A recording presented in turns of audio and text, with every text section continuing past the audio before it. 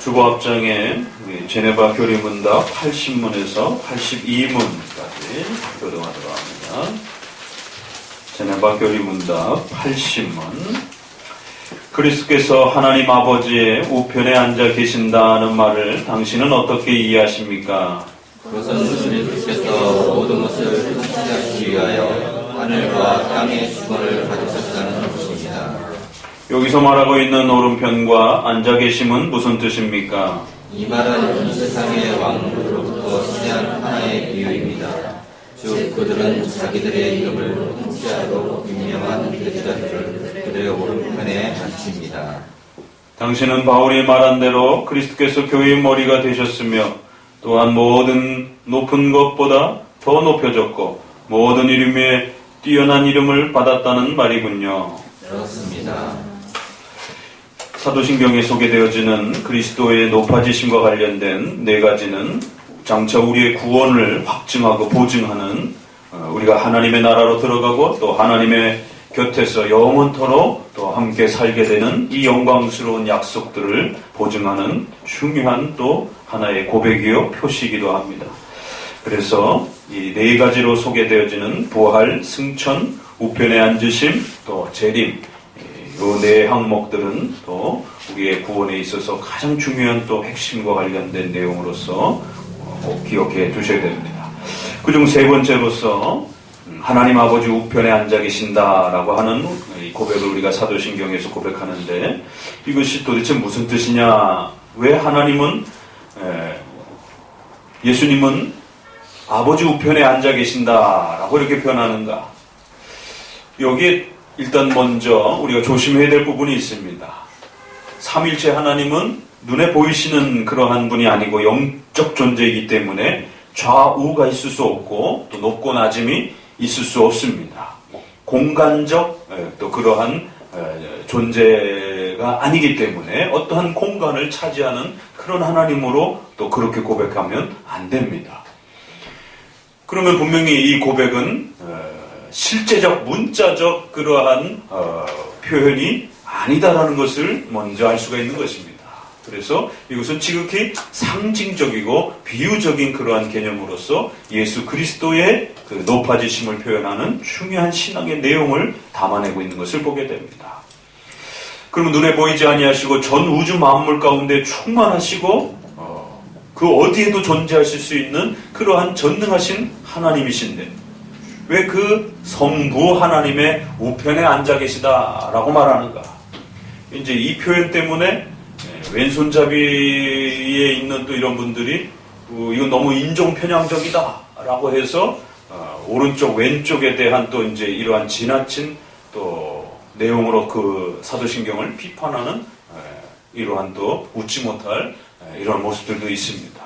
또 하나님을 아버지라 불렀다라고 해서 뭐 또 최근에 하나님을 어머니, 하나님 아버지 어머니 이렇게 또 주장해야 된다라는 표현도 있고요. 또 세대주의 계통에서 나온 또 주장들 중에 최근에 사도신경을 비판하는 목사들이 상당히 많습니다.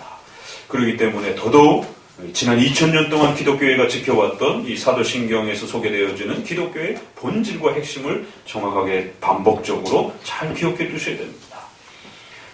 세대주의 쪽에서 또 나오는 비판 중에 하나는 왜 그리스도가 힘들게 앉아 계시느냐 이렇게 표현하게 되면 그리스도의 능력이 감소되어진다.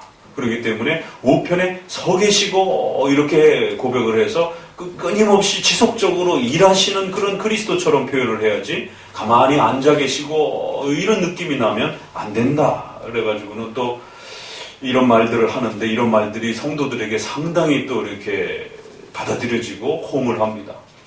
그래서 제가 그러한 그 세대주의 주장들에 대해서 또 비판하는 또 그러한 글들을 쓰기도 했었습니다.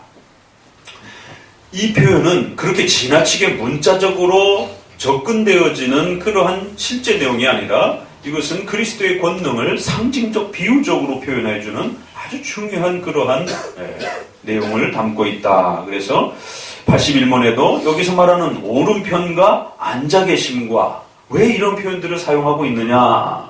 이것은 2000년 전에 기록되어진 것임을 먼저 기억하시라는 거예요.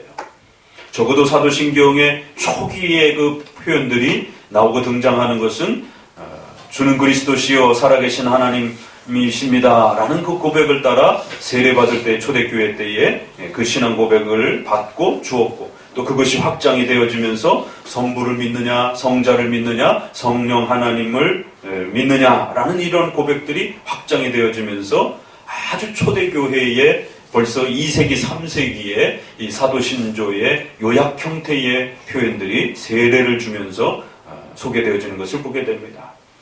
그리고는 325년에 니케아 회의라고 하는 동방교회 쪽에서는 사도신조와 유사한 그러한 표현들이 이제 공적 교회 공유회를 통해서 확정이 되었고요. 또 서방 로마 쪽에서는 4세기로 넘어오면서 이제 이 정도의 표현들이 소개가 되어집니다. 그리고 지금 우리가 고백하는 이런 문장으로서의 최종본은 대략 700년 전으로 해서 완벽한 문서가 이렇게 또 발견이 되어집니다. 그러니까 적어도 이것은 100년, 200년 전의 기록이 아니라 2000년 전 고대 근동의 또 이런 예전 시대에 기록된 것이기 때문에 절대적으로 통치권을 행사하던 왕이 지배하던 그런 왕정 시대의 로마 시대라고 하는 또 이러한 문화를 가지고 살았던 그 세계 속에서 성도들이 신앙 고백하며 성경의 이 내용들을 또 그렇게 요약한 것입니다. 그러니까 결국 이 오른편, 왼편 이러한 부분들은 어떤 특정한 인종과 민족과 어떤 그 계층을 구별하기 위한 표현이 아니라 당대에 그냥 보편적으로 표현되었던, 그리고 왕정 통치 시대에 결국 오른편이라고 하는 것은 다음 왕위를 계승하는 그러한 왕자가 앉는 그러한 표현을 끌어와서 성부 하나님으로부터 성자 하나님이 이제 가장 높으신 그 영광과 위엄을 또 그렇게 회복하셨다라고 하는 그러한 그리스도의 권위에 대한 신적 권위와 그 권능과 능력과 그 주권과 통치에 대한 또 그러한 높임 표현이다라고 말하는 것입니다. 왜 이런 표현이 필요합니까? 그리스도의 인성 때문에 그렇습니다. 신성은 성부와 성자가 그 어느 한 분도 높거나 낮은 것이 아닌 것이에요. 동일하시다라고 우리가 고백하는 것처럼 성부와 성자의 신성은 동일하시고 한 본체요, 한 본질이다, 한 분 하나님이다 라고 이렇게 말합니다. 그러나 예수 그리스도께서는 인성을 가지시고 성육신하셨기 때문에 특별히 목수의 아들로서 이 땅에 낮은 그런 모습으로 이 땅에 오셔서 비천한 그러한 모습으로 오셔서 십자가에 죽으시는 이러한 고통을 겪으셨기 때문에 그 인성을 온 만방에 가장 높은 위치로, 가장 높은 권위로 그렇게 이제 우리의 중보자 되심을, 그 인성을 가지고 이 땅에 오셨지만, 가장 연약한 모습을 가지고 오셨지만 그 인성을 취하신 한 인격이신 그리스도는 온 만방의 주인이시고 왕이시며 통치자이심을 선포하고 또 그렇게 드러내야 하는 필요가 있었던 것입니다. 왜요? 그리스도를 무시하고 우습게 여기고 그렇게 비천한 인간으로 오셨다라고 해서 그리스도를 외면했기 때문에 그런 것입니다. 그래서 부활하신 이후에 그 그리스도의 인성이 이제 최고의 권능과 하나님의 신적 권위를 가지고 계신 그 성부 하나님으로부터 그렇게 높아지셔서 이제 그 인성조차도 최고의 권능으로 우리의 중보자로서 우리의 주인으로서의 그 모든 명예와 영광을 회복하는 방식으로서 그 그리스도를 높여주는 그러한 하나의 또 영광스러움이 있는 것입니다. 더불어 이제 그 성부 곁에 계신 그리스도께서 다음 왕권을 차지하는 왕자의 이러한 상징과 비유를 따라 이제 그 그리스도께서 모든 인성을 취하셨던 그 중보자이신 그리스도께서 이제 그 백성들을 통치하시고 다스리시는 절대적 권한과 절대적 통치권을 그렇게 위임받고 그 인성을 바라보고 소망하면서 예수님을 믿었던 그의 모든 백성들을 이제 그리스도께서 전적으로 통치하실 것이다라고 합니다. 그러한 또 성도들에 대한 강력한 보호와 위로에 대한 메시지인 것입니다. 그래서 고대 근동에 이런 왕과 왕의 권위로서 그의 백성들을 보호한다라고 하는 이러한 메시지들은 결국 백성들에게 있어서 가장 큰 위로감과 안정감을 주는 거예요. 더더구나 우리에게 있어서 그리스도께서 왕 되신다라고 하는 것은 우리가 지난 마가복음에서도 보았던 것처럼 사탄의 나라라고 하는 이 영적 권세가 있기 때문에 그 모든 악한 권세들을 깨트리시고 또 예수님을 믿고 난 이후에도 어둠의 세력들이 사탄의 나라가 우리 성도들을 괴롭히지 못하도록 가장 강력한 주권과 통치권을 가지시고 하나님 보좌 우편에 앉으신 그 권위를 가지신 그 그리스도께서 그의 백성들을 지키고 보호해 주실 것이다라고 하는 바로 이 우편에 앉아 계시고라고 하는 것은 바로 그 교회에 대한 그리스도의 왕적 통치권과 또 그 백성들을 강력하게 지켜내 주시겠다라고 하는 또 위로와 소망인 것입니다. 비록 그 그리스도께서는 승천하여 이제 우리가 눈을 볼 수 없는 그러한 저 멀리 우주 저편으로 그렇게 옮겨가셨다라고 말합니다. 그것이 앞선 배웠던 승천교리에. 그래서 그 그리스도의 몸은 어디에 있는지 알 수가 없습니다. 그 그리스도의 몸은 우주 저편 어디에 그렇게 계신 것이. 그것을 성경은 하나님 우편에 앉아 계시고 라는 표현과 같이 결합하여 거기가 하나님 우편은 아닌 것이. 그러면 저쪽은 왼쪽입니까? 그런 뜻은 아닌 것이죠. 예수 그리스도께서 그의 인성을 가지신 특별히 그리스도께서 전지전능한 이제 왕권을 통치권을 가지셨다라고 하는 그러한 상징적 비유적 표현을 이 오른편과 앉아 계심이라고 하는 것은 일을 하느냐 안 하느냐 그런 의미가 아니라 바로 고대 왕 통치 시대의 이러한 통치권을 상징해주는 바로 그러한 표현으로서 잘 이해하셔야 되고 다만 그 그리스도의 몸은 인성은 이제 저 멀리 우주 어딘가에 우리가 알 수 없는 곳에 그렇게 계시다가 이제 최종 재림 때에 다시 우리가 눈으로 볼 수 있는 방식으로 그렇게 오실 것이다 라고 하는 정도로 또 우리가 그리스도의 인성에 대한 또 그 이해들을 잘 가지고 계셔야 됩니다. 자칫 마치 그 그리스도의 인성이 하나님의 우편에 앉느냐 좌편에 앉느냐 이런 오해를 가지게 되면 큰일 납니다. 그래서 앞선 승천교리처럼 계속해서 우리 성도들에게 있어서는 그리스도의 인성에 대한 교리를 잘 이해하셔야 됩니다. 이 인성에 대한 교리가 망가지고 깨어지게 되게 되면 결국 그것은 구원론에 있어서 또 교회론의 성찬론으로 이어져 가면서 또 예수님 믿는 사람들이 어떻게 한평생을 살아갈 것인가 라고 했을 때 자꾸만 그리스도를 눈으로 보고 만지려고 하는 이러한 감각적 신앙에 빠져버리게 됩니다.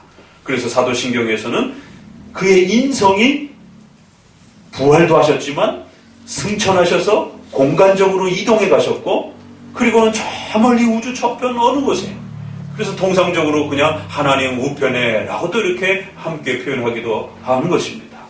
그리고는 이제 마지막 때에 그곳으로부터 저곳으로부터 저리로서 바로 그 장소로부터 다시 이곳으로 오실 것입니다.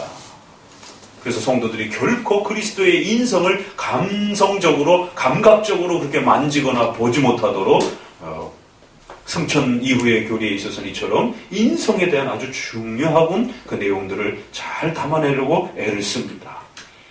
그래서 이것은 그 인성이 오른편 왼편에 또 앉아 계시거나 서 계시거나 그런 의미가 아니라 바로 그리스도의 인성의 주권적 통치권의 높아지심과 이제 왕으로서의 그 권위를 회복하셔서 신성과 인성을 가지신 우리의 중보자 되신 그리스도께서 그의 자녀들과 백성들을 악의 권세로부터 강력하게 지켜내실 것이다라고 하는 그리스도께서 교회의 머리가 되셨으며 모든 것보다 더 높아지셔서 모든 이름 위에 뛰어난 이름을 받았다라고 하는 바로 그런 신앙 고백입니다.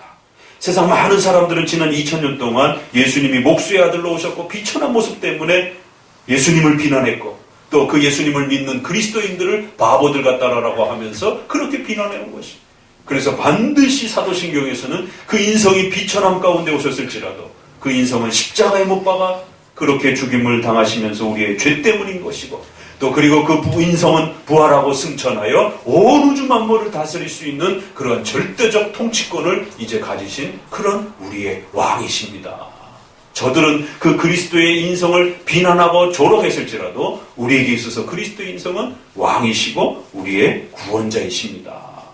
그리고는 이제 그 그리스도가 다시 우리 눈앞에 그렇게 보여지면서 온 우주 만물의 종말의 통치가 이제 곧 다가올 것입니다. 라고 하는 그러한 그리스도에 대한 고백이 또 잘 담겨 있는 것입니다.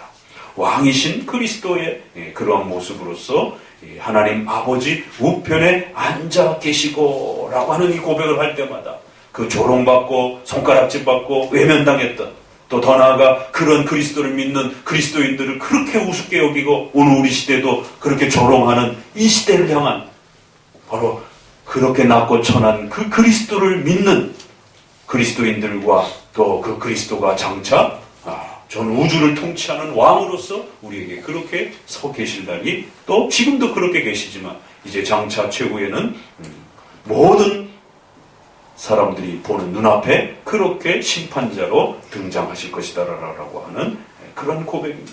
그래서 이 고백을 하실 때마다 우리가 얼마나 수치와 조롱을 역사 속에서 당했는지 그럼에도 불구하고 그러한 연약했던 그리스도가 이제는 온 우주를 통치하시는 왕으로서 계시다라고 하는 적어도 우리 크리스찬들에게 있어서 떳떳하고 자랑스럽고 그 그리스도를 믿는다라고 하는 그리스도인이라고 하는 것이 얼마나 대단한 것인지에 대해서 자부심을 느끼도록 하는 그러한 고백입니다. 이 고백할 때 그냥 훅 지나가시면 안 돼요.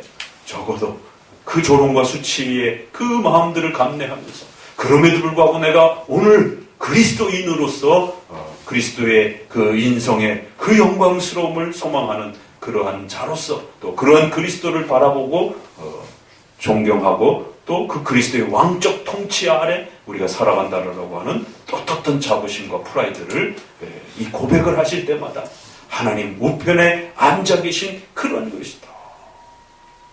참 멋있지 않습니까? 그래서 그러한 내용들이 사도신경 고백할 때마다 모든 것을 통치하시고 하늘과 땅의 주권을 받으신 분입니다. 절대 부끄러워하지 마십시오.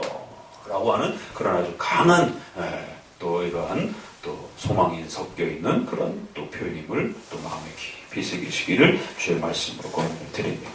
기도합니다. 위대하시고